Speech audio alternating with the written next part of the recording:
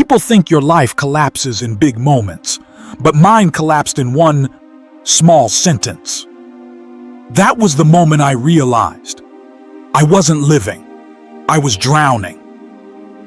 Unpaid bills, a boss yelling, a fridge with only one half-empty bottle of water, phone buzzing with debt reminders, a prayer typed in notes. God, I don't know what else to do. My name is Jaden, and this is the moment everything cracked open. Jaden walking through a crowded street, everyone rushing past him, faceless, blurred silhouettes. He moves slowly, like the world is leaving him behind. I wasn't just broke financially. I was broke mentally. My mind was wired for survival, not success, for scarcity, not abundance. But I didn't know that. A train screeches past. Jaden doesn't move. I thought my life was hard because of money. But the real problem was the mindset that shaped every decision I made. Jaden sitting on his bed. A single overhead bulb flickers. Bills surround him like a battlefield. I used to think, maybe this is just who I am. The struggling one. The one who never gets ahead. The one who works hard and stays stuck. And maybe you felt that too. Like you're doing everything right, but nothing is changing. That verse, I must have read it 1,000 times. But that night, it hit different. I realized God wasn't trying to change my circumstances first. He was trying to change me. Jaden staring at a mirror, reflection foggy, distorted. But here's the part nobody tells you about growth. When you try to change your mind, your old self fights back. My old beliefs tried to pull me back every single time. Jaden at his job, fluorescent lights buzzing, stack of paperwork, boss slamming files on his desk. It wasn't the workload, it wasn't the stress, it wasn't even the low pay. It was the moment I realized I didn't recognize myself anymore. He looks through the office window. Glass reflects two versions of him. The scared one, the one he could become. And it hit me like a punch to the chest. I wasn't losing the battle to life. I was losing the battle to my mindset.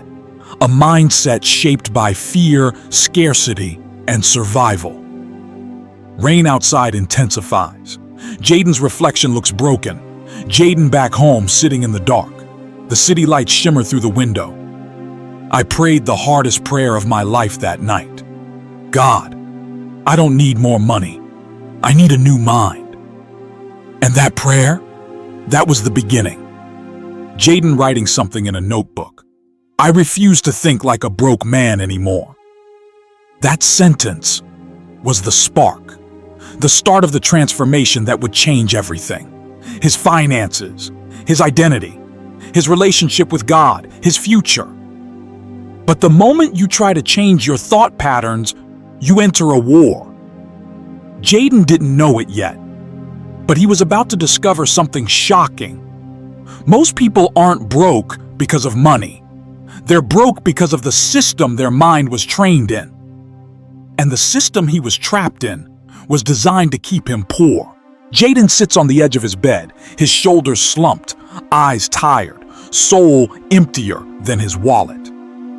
Before transformation comes, there is a breaking, a collapse so deep you can't pretend anymore. A message pops up on his phone. Rent due tomorrow. He closes his eyes. The room vibrates with the sound of his heartbeat. Jaden as a kid, dreaming big, drawing houses, counting pretend money, saying, one day I'll be successful. Then, snap. Reality strikes. His father arguing, his mother crying quietly, bills piling up on a table that looked more like an altar of fear. He didn't just grow up poor. He grew up programmed to believe that survival was the limit and success was for someone else. God, why do I feel stuck, even when I'm trying? No answer. Only the hum of a refrigerator that barely works. Montage. Jaden trying hard, failing harder. He applies for jobs, rewrites his resume, watches motivational videos, takes notes, prays, tries to stay positive, gets rejected again, and again, and again. Each, we regret to inform you, hits like a blow. There is a specific kind of pain that comes from trying your best and still losing. Jaden stops at a storefront window. He sees his reflection, but not the man he hoped to become. He sees fear, doubt, shame. A man walks by and accidentally drops a small notebook. Jaden picks it up. The cover reads, "Renew your mind, change your life." Jaden freezes. The same verse from the night before flashes in his head, Romans 12:2. Be transformed by the renewing of your mind. Coincidence? Or was something or someone trying to get his attention? He flips to the first page. It reads, "Your situation isn't your enemy. Your thinking is." Jaden's jaw tightens. A storm brews behind his eyes. For the first time, he doesn't look defeated. He looks dangerous. And this was the moment Jaden decided he would no longer be a prisoner of the thoughts he inherited. A single breath, a single spark, a single decision, and the old version of him quietly began to die. Most people think transformation happens in a moment. One big epiphany, one lightning strike, one divine whisper that fixes everything. But that's not how the mind works, and definitely not how financial breakthrough works. For me, the shift didn't begin with money, it began with one uncomfortable truth. I was living my life on autopilot, and autopilot only drives in one direction, the direction you've always gone. But one morning, something new happened, something small, something easy to miss, and that's where this chapter really begins. I was sitting in my tiny apartment, scrolling on my phone like every other morning, mind numb, spirit tired, dreams collecting dust, and suddenly, a video popped up. But it wasn't motivational. It wasn't hype. It wasn't work harder nonsense. It was a question, just one. If your thoughts were a person, would you trust them to lead your life? I froze, because my answer was no. My thoughts were negative, fearful, scarcity-driven, always preparing for the worst, always assuming loss, always expecting disappointment. And then it hit me. I wasn't broke because of my income. I was broke because of my thinking. My thoughts were keeping me poor. That realization was the first crack in the old foundation. Do you know what's wild?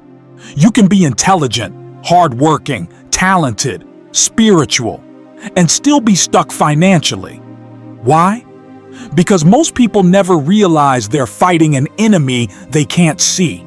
Not the economy, not their family, not their past, but their mental operating system, the silent script inside their mind. Mine was full of hidden beliefs I didn't even know were there. Big money is dangerous. Success makes people greedy. I'll lose everything one day anyway. People like me don't become wealthy. God blesses others, not me. If I fail, I'll be humiliated. Every belief became a wall. A door closed before I even reached for the handle. I was praying for open doors while holding the key in my pocket but refusing to use it. That's when I realized mindset is a spiritual battle, not just a mental one. I didn't know it then, but I had arrived at the turning point of my life. And it didn't begin with excitement. It began with embarrassment. One day, while journaling, I wrote down my goals, just 5 of them. But when I reread them, I laughed. Not because they were funny, but because they felt impossible. And suddenly, something inside me whispered, if your dreams don't scare your old mindset, they're not big enough for your new one. That line shook me. So I tried something new, something uncomfortable, something that felt fake at first. I began speaking to myself like someone I had not yet become but desperately wanted to be. Not affirmations like, I am rich, but identity statements. I am a builder, not a drifter. I create more than I consume. I solve problems that people pay for.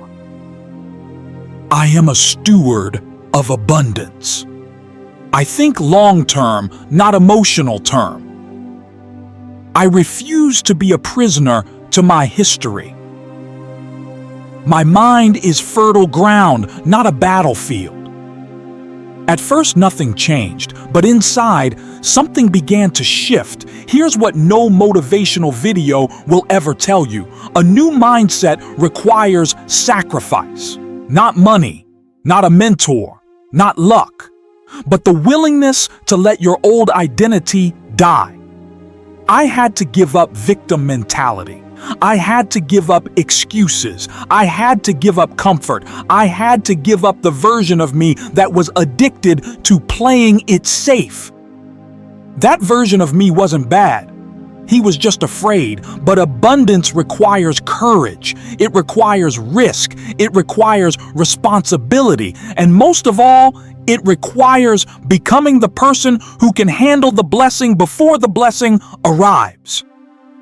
Over the next few weeks, things slowly began changing. I stopped waking up to my phone. I started waking up with intention. I stopped scrolling. I started studying.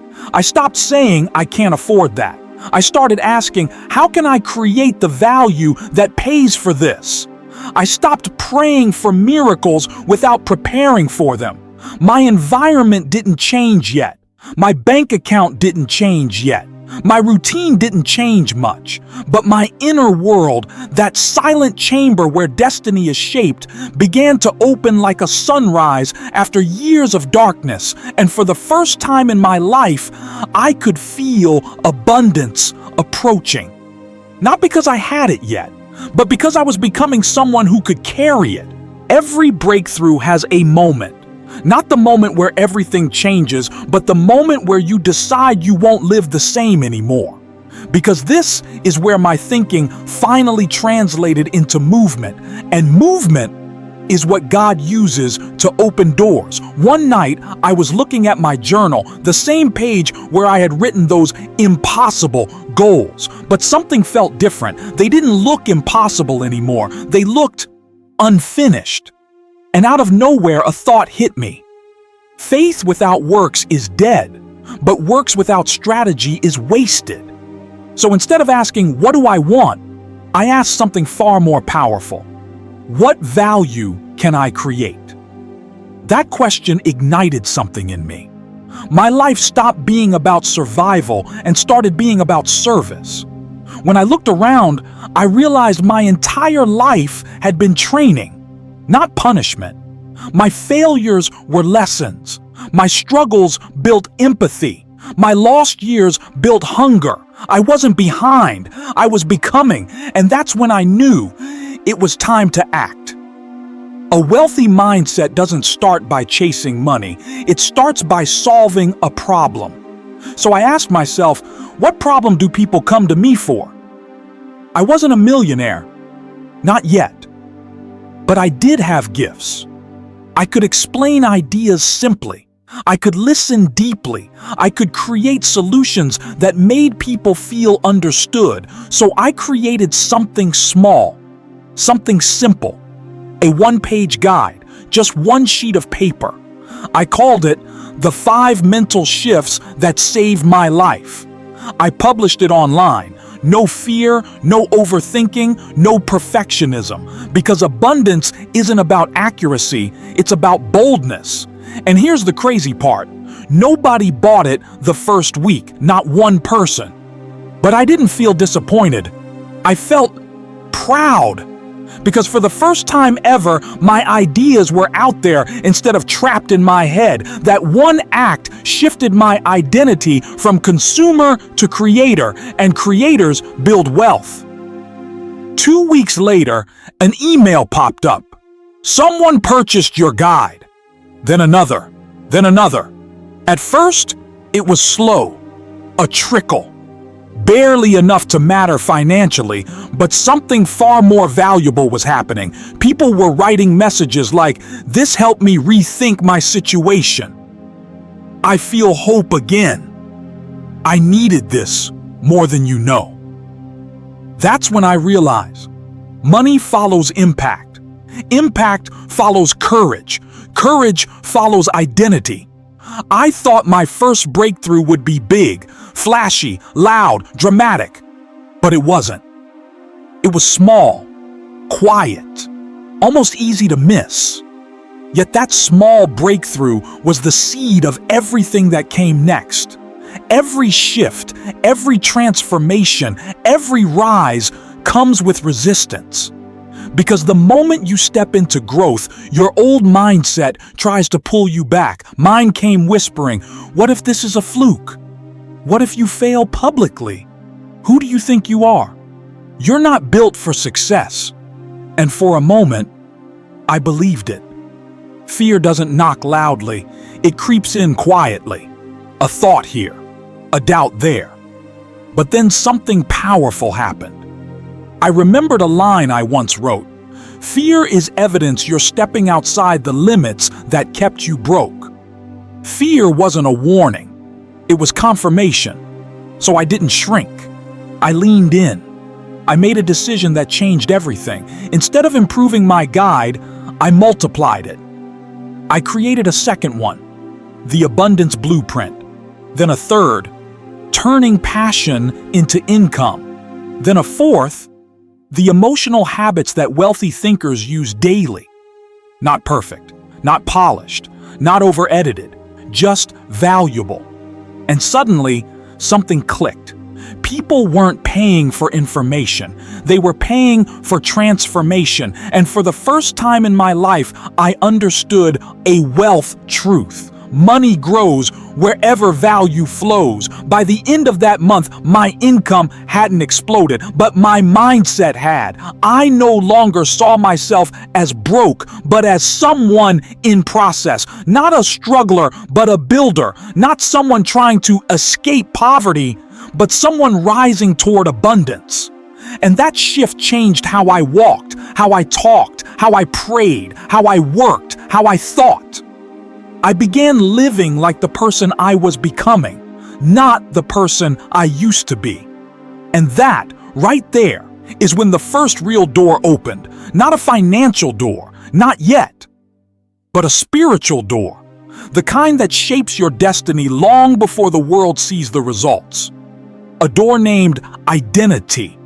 Because once you know who you are, the world can't stop what you're becoming. Opportunity rarely looks like opportunity.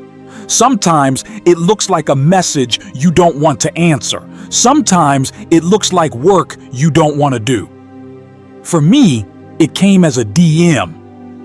A woman wrote, "Hey, I loved your guide. Could you help me understand it more deeply?" I hesitated.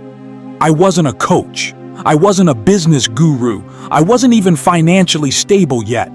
But something inside whispered, "Serve, don't shrink." So I replied, "Sure, I can help." We hopped on a video call. I broke down the ideas, simple, practical, human. No performance, no pretending to be an expert, just real value, real care. When the call ended, she said something that stunned me. "I'd love to pay you for this. What's your rate?" My rate? I didn't even have one. But without overthinking, I said, "Whatever you feel is fair." She paid $50. It wasn't the money that shook me. It was the realization people don't pay for perfection. They pay for the way you make their life easier. And for the first time in my entire journey, money didn't feel like luck. It felt like alignment. The next day, I made a decision that would alter my entire trajectory. I added one line to the end of my guide. If you want help implementing these ideas, message me. That one line, simple, quiet, almost unnoticeable, became a bridge between my calling and my income. Within 2 weeks, 4 people reached out. 4, not 40, not 400, just 4. But those 4 changed everything because each one taught me something. People value clarity. People pay for direction. People want someone who gets it. People want transformation, not information. This wasn't business. This was calling disguised as commerce. I created a simple offer. A 30-day mindset transformation program, $150. I felt ridiculous. Who was I to charge $150? But then I remembered. The old version of me was not allowed to make decisions anymore. So I launched it. No ads, no fancy marketing, no perfect branding. Just one post, one message, one act of courage. And just like that, one person signed up, then another, then another. By the end of the month, I had made more money than the job that once drained my soul. Not because I was gifted, not because I was lucky, not because I was chosen, but because my mind finally aligned with my identity. The real shift wasn't the income. It was the realization. Abundance is the natural result of becoming who God called you to be. But breakthroughs always come with tests. Halfway through the month, I got the most frightening message yet. A client said, "I'm starting to doubt this process." My stomach dropped. Old fears came rushing in. You're not qualified. You're not good enough. You're failing again. For a moment, I almost believed them. But then I remembered, a wealthy mindset doesn't run. It responds. So I called him. I listened. I coached. I cared. And he said something I'll never forget. "You didn't just help me, you believed in me." That day, I learned the deepest truth of wealth. Money is created in moments of courage, not comfort. By the end of the month, I had clients, I had momentum, I had confidence, but something still felt off. My growth was steady, but not explosive. And one night, while journaling, a thought hit me so hard I dropped my pen. You cannot scale what depends on you alone. That's when the idea came. Create the first digital course. Not perfect, not cinematic, not massive, just valuable, actionable, transformative. I outlines the modules: identity, beliefs, habits, discipline, execution, purpose. Within 24 hours, I had a complete rough draft. Within 48 hours, the first version was live. And within 72 hours, the first sale came in. Not because it was polished, but because it was powerful. Because multiplication begins with messy action. As I sat in my small room, light from the street leaking through the curtains, I realized something so profound it made my hands shake. I wasn't just making money. I was becoming a different person. The kind of person who doesn't wait for opportunities, but creates them. The kind of person who doesn't fear failure, but uses it like fuel. The kind of person who understands that your income will never grow beyond your identity. And for the first time, I no longer felt like the broke kid trying to escape his past. I felt like the architect of my own future. The most dangerous season in a person's life isn't their season of struggle. It's their season of small success, because small success whispers, "You've done enough. You're improving. You're better than before." But destiny doesn't survive on comfort, and purpose doesn't grow in warm rooms. One night, Jaden sat on the edge of his bed, the same place where he once felt defeated, and something inside him whispered, "You're not supposed to stop here." He had clients, he had income, he had momentum, but he didn't have impact yet. And impact was his calling. He opened his journal and wrote one sentence that shook him. "If God gave me a mind, why am I still thinking small?" He stared at the page. He felt the fear rise again, the doubt, the questions. But he didn't run from it. He leaned in. Because growth isn't the absence of fear, it's the mastery of it. That night, Jaden made a decision that would change the entire direction of his life. He upgraded his setup, a cheap camera, a $20 microphone, a secondhand tripod, and hit record. Not for perfection, not for virality, not for validation, but because he knew the world needed to hear what he wished someone had told him when he was drowning. He titled the video, "The Mindset That Kept Me Broke and the One That Set Me Free." He uploaded it. No fancy edits, no cinematic lighting, just raw truth. He expected 20 views. It hit 2,000 in 24 hours. Not viral, but undeniable. And in the comments, people wrote, "This is exactly what I needed. I've never heard it explained like this. This gave me hope." That's when Jaden realized he wasn't building a business. He was building a movement. But with growth comes pressure. More people meant more opinions. More opinions meant criticism. Some comments were brutal. "You're not successful enough to teach this. Who do you think you are?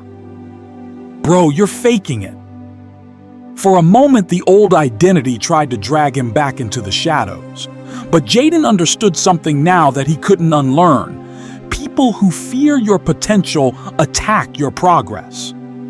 He whispered, "God didn't bring me this far to take me back." And with renewed strength, he kept going. One night, Jaden posted a new video. It wasn't planned, wasn't scripted, wasn't polished. He just spoke from the heart. Stop waiting for confidence. Move with conviction. He uploaded it and went to sleep.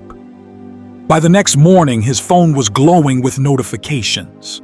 10,000 views, 50,000 views, 100,000 views, 200,000 views. His DM requests exploded. Emails poured in. People begged for mentoring, advice, guidance. He sat in silence, overwhelmed.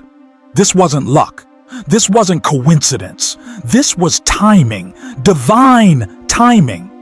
Because when purpose aligns with obedience, multiplication becomes inevitable. The viral spark brought new opportunities. Podcast invites, collaborations, new clients, brand inquiries. A rapidly growing audience, Jaden realized he needed structure, so he created it. Step 1, he refined his course into a polished program. Step 2, he created a second offer, an elite mindset mentorship. Step 3, he created daily content that added real value. Not recycled advice, not empty motivation, not hustle harder nonsense, but practical, spiritual, psychological tools that actually changed lives. Within 2 months, his income quadrupled. Within 4 months, he had replaced his job. Not barely, comfortably. Within 6 months, he made more than his entire previous year. Not because he chased money, but because he chased meaning. Abundance followed, as it always does. One night after another coaching session, Jaden sat at his desk. The same desk where he once felt lost, small, uncertain. He looked at the messages from people he helped. Stories of breakthrough, stories of transformation, stories of hope. And he realized something so profound he had to stop and breathe. I'm not teaching mindset, I'm teaching identity. Because wealth is a byproduct of wisdom. Success is a byproduct of service. Abundance is a byproduct of alignment. And identity is the root of everything a person becomes. Jaden whispered, "God, thank you for teaching me to think differently so I could live differently." The abundance had begun, not outside, but inside. The financial shift was real. The influence was real.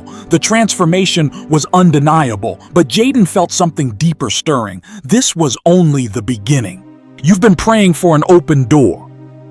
But here's the truth almost nobody tells you. Sometimes, God leaves a door closed because the one He's building for you doesn't exist yet. And I know, waiting feels like punishment. Silence feels like rejection. Delay feels like God's forgetting you. But listen closely. What feels like the end to you is only the blueprint stage to Him. You see, you've been asking God, why isn't anything opening? But heaven has been whispering back, I'm not opening something old, I'm creating something new. Because if God opened the door you wanted, you would settle, you would shrink, you would adapt to a room too small for the future He's preparing. Let me tell you something that will shake you. God doesn't prepare blessings for people. He prepares people for blessings. You are not waiting on the door. The door is waiting on you, waiting for you to outgrow who you used to be, waiting for you to release what has expired, waiting for you to stop begging for things that were never meant to follow you into destiny. And right now, even though you can't see it, even though it feels silent, even though it feels slow, heaven is building the very thing you've been praying for. But here's the contradiction that keeps people stuck. Most people stop trusting right at the moment heaven starts building. Most people walk away right as foundation is being laid. Most people give up because they confuse God's construction with God's absence. Listen to me. With every ounce of conviction inside me, you are closer than you think. Sometimes the final test before God opens a door is whether you can praise Him while it's still closed, because praise in the hallway opens things that complaining never will. You don't have to see progress. You don't have to see evidence. You don't have to see signs. God doesn't need your understanding. He just needs your yes. So hear this deeply. The door God is building for you won't just open opportunities. It will open identity. It will open purpose. It will open the future that has been waiting for you to catch up. And when it finally swings open, and it will, you won't have to force it. You won't have to compete for it. You won't have to beg for it. It will open the moment you become the person who's meant to walk through it. Your waiting is not punishment. It's preparation. Your silence is not abandonment. It's alignment. Your delay is not denial. It's design. And soon, very soon, you will look back at the door that refused to open and say, God, thank you for building me something better. Because the door He's building is not just for your next season. It's for your destiny. There comes a moment in every believer's life where heaven stops saying, wait, and starts saying, now it's your turn. A moment where God doesn't open the door for you, but instead gives you the strength to walk toward it yourself. And here's the contradiction most people miss. Sometimes God answers your prayer not with a miracle, but with a responsibility. He hands you courage when you asked Him to remove fear. He gives you clarity when you asked for escape. He gives you direction when you prayed for rescue. Why? Because God's goal was never to make life easier, but to make you stronger. Maybe you've been praying, God, open the way, and heaven has been whispering, my child, walk the way. This is the act of faith that separates the spiritually mature from the spiritually dependent. Because God doesn't just open doors, He teaches His children how to step through them. He teaches you how to trust when trust feels impossible. He teaches you how to move when nothing around you looks ready. He teaches you how to take the first step even while your knees are shaking. Let me tell you something powerful. God will never do for you what He designed you to do with Him. Not alone, not abandoned, not forgotten, but with Him. When you said, God, I'm not strong enough, He said, yes, you are, because I'm with you. When you said, "God, I'm scared," he said, "That's why I go before you." When you said, "God, I'm not ready," he said, "That's what obedience is for." And today, right now, God is turning the page. He is shifting your season from waiting to walking, from praying to acting, from hoping to stepping. Because the breakthrough you're praying for is not at the door, it's in the movement. Child of God, heaven is saying to you, move. Even if it's slow, even if it's small, even if you're afraid. Obedience unlocks doors that prayer alone never will. Many believers pray for change but never become the change God is calling them to be. But not you. Not anymore. Your spirit is awakening. Your courage is rising. Your faith is maturing. And even now, in this moment, you are beginning to sense it. This is not the season where God carries you. This is the season where God walks with you. So take the step, even if you don't see the whole staircase, even if you're unsure, even if nothing feels ready, because when your foot moves, heaven moves with it. And the moment you step forward with trembling faith, with imperfect courage, with a heart that whispers, yes, that's the moment your door swings wide open. This is your turn now. This is your moment. This is your step. And God is walking right beside you. If this message spoke to your spirit today, don't leave this moment unchanged. Because breakthroughs don't happen when you feel inspired. They happen when you stay connected to the voices and the guidance that pull you into your next level.